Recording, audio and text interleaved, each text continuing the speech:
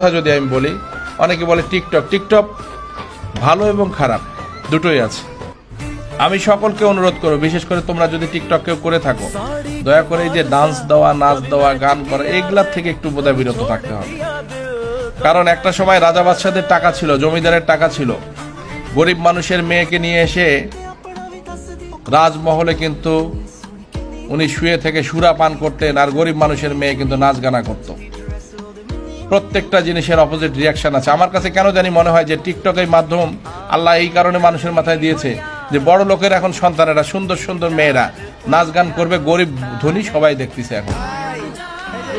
বোঝেন না এই কথাটা?